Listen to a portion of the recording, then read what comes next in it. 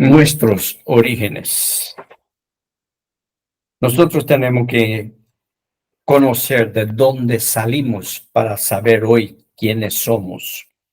Y una de las cosas es que nosotros tenemos que conocer la Grecia antigua y para tanto vamos a dar un vistazo muy superficial. La Grecia antigua abrió el camino para muchos de los saberes que tenemos. Por ejemplo, filosofía, matemática, biología, medicina, astronomía, ciencias políticas, oratoria y teología. Aunque los predicadores no reconozcan, se lo deben mucho a Aristóteles porque él trabajó los temas de organización de una ponencia, de un estudio, de una charla, y con esto trabajó también la presentación persuasiva y la memorización para que uno no esté pendiente de un guión, y también de la presentación y las técnicas para esto. Y la influencia griega en la teología es muy significativa porque Jesús vivió en la Palestina que estaba bajo el dominio romano y que antes estuvo bajo la influencia de los griegos. Esto está evidente en el hecho de que el Nuevo Testamento ha sido escrito en griego, koiné, la forma popular del idioma.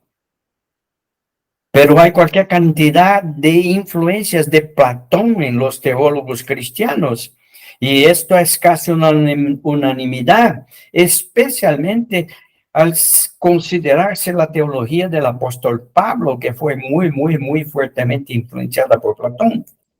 Y estas influencias se dan en los conceptos como formas de ideas, el alma inmortal, las alegorías, metáforas y símbolos, conocimiento y fe, la ética, entre muchas otras influencias. Su vida y ministerio se dieron en condiciones y opciones que tenemos que llevar en cuenta si queremos entender lo que Jesús predicó y enseñó. Ve acá, usted tiene un mapa del antiguo Imperio Romano. En el centro está la capital del Imperio Romano. Pero allá al lado derecho, abajo, usted tiene en la periferia de este imperio, usted tiene a Palestina. En Palestina usted tiene Jerusalén.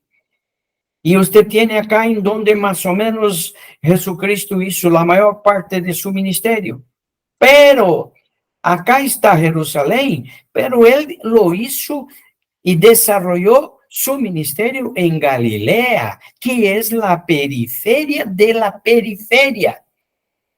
Palestina era la periferia del imperio, pero la Galilea era la periferia de la periferia. Y Jesucristo tuvo una presencia física.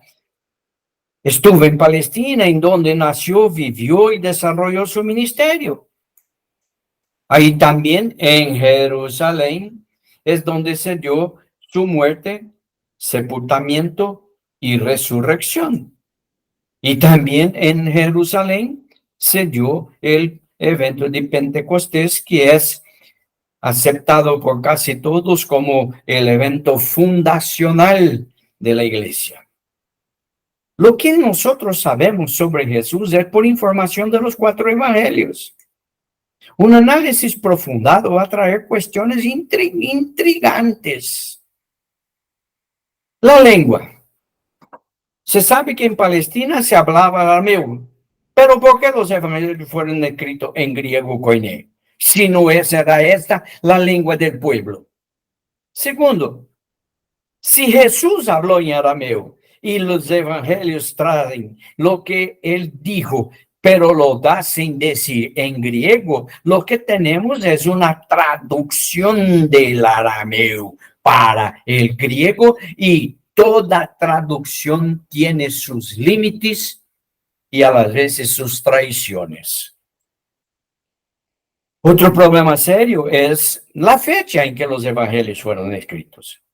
Se tiene por sentado la teoría documental, en donde se dice que habían dos documentos, la logía, que era la colección de los dichos de Jesús, y la Kelin, que era la colección de los milagros de Jesús, y que se juntaron los dos y se puso en cada milagro, en cada evento, una frase de Jesús, y se tuvo el proto-evangelio de Marcos y después el evangelio de Marcos, y que Mateo y Lucas se basaron en ese para escribir sus evangelios. Por esto ellos tienen más o menos la misma visión y se llaman sinópticos, o sea, visión igual o convergente para todos estos. Esta teoría ya se ha derribado porque voy a poner acá una fecha, 1940, después de eso, cualquier cantidad de documentos escritos, rollos, evidencias que se descubrieron y se tuvieron acceso, y hoy se tiene mucho más informaciones sobre la iglesia y sobre el ambiente en donde la iglesia se desarrolló, que nos llama la atención y nos cobra para tener una nueva cosmovisión de lo que fue la iglesia. Hasta el final del primer siglo, y yo puedo decir hasta el final del tercer siglo, no había una iglesia instituida. Lo que se tenían eran grupos pequeños esparcidos por todo el imperio, grupos que lo vamos a ver un poquito más adelante. Se sabe que los cristianos llevaron las historias y enseñanzas de Jesús a muchas partes del mundo. Y los cristianos se reunían en pequeños grupos y eran conocidos como los del camino, la comunidad del ungido y muchos otros. No se tiene informaciones de que ellos se llamaban iglesias. Este es importante tener en cuenta. En el año 30, más o menos, no estamos seguros de eso por problemas de calendario, se tuvo el Pentecostés. Pero en 380, el edicto de Tesalónica oficializó el cristianismo. Son 350 años entre el Pentecostés y la oficialización del cristianismo. De la muerte de Jesús a la oficialización de Jesús, nosotros tenemos que los cristianos se reunían en pequeños grupos y eran conocidos como los del camino, la comunidad del ungido y otros muchos títulos que ellos se daban o a ellos les daban. Los cristianos eran perseguidos, muertos, crucificados y entregados a las fieras para espectáculo. Gente, no era posible tener grandes congregaciones, eran pequeños grupos medio que disfrazados para que la gente pudiera reunirse sin grandes peligros. Se reunían en pequeños grupos de 10 a 15 personas. Esto es lo que sabemos y tenemos informaciones que comprueban esto. Compartían vivencias de fe. Y una cosa común a casi todos estos grupos, que eran millares, ellos comían juntos, en comunidad, y recordaban las palabras, enseñanzas y hechos de Jesús. Se reunían en casas y catacumbas. No podían hacer bulla, no tenían cornetas, y así fueron estos días, estaban fregados los que hacen esto, que tenía que ser muy a las escondidas. Y no hay indicativos históricos de que tenían templos. No hay ninguna indicación hasta ahora que se conozca que tuvieran templos. Los templos empezaron a ser construidos muy probablemente después de la oficialización del cristianismo y en la ciudad de Constantinopla, porque el rey iba a adorar, y en donde el emperador tenía que haber un palacio para hacer el culto. Por esto se llaman catedrales. Y otra cosa muy importante que no tenían la Biblia para usar, porque solo se hizo el canon del Antiguo Testamento en el año 100 después de Cristo, 70 años, y del Nuevo Testamento en 382.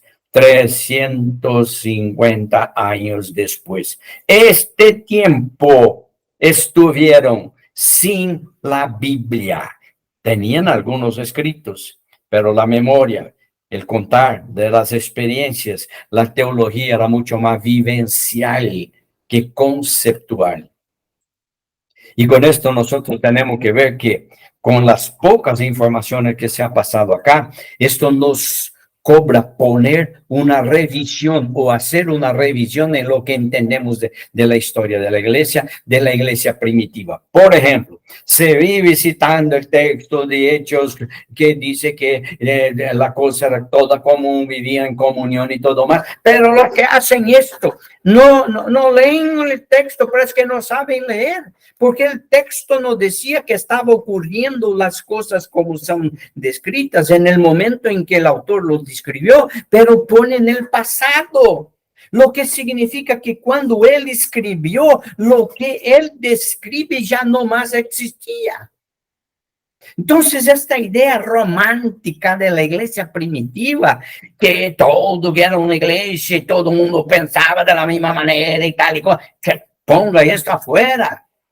No había una iglesia, había una cantidad de eclesiologías. Raymond Brown dice que por lo menos 17 eclesiologías se puede percibir en el Nuevo Testamento. Entonces, abran la cabeza y piensen que quizás nos enseñaron algo que debe ser revisto. Gracias, hermanos, y Dios nos bendiga en esta caminada.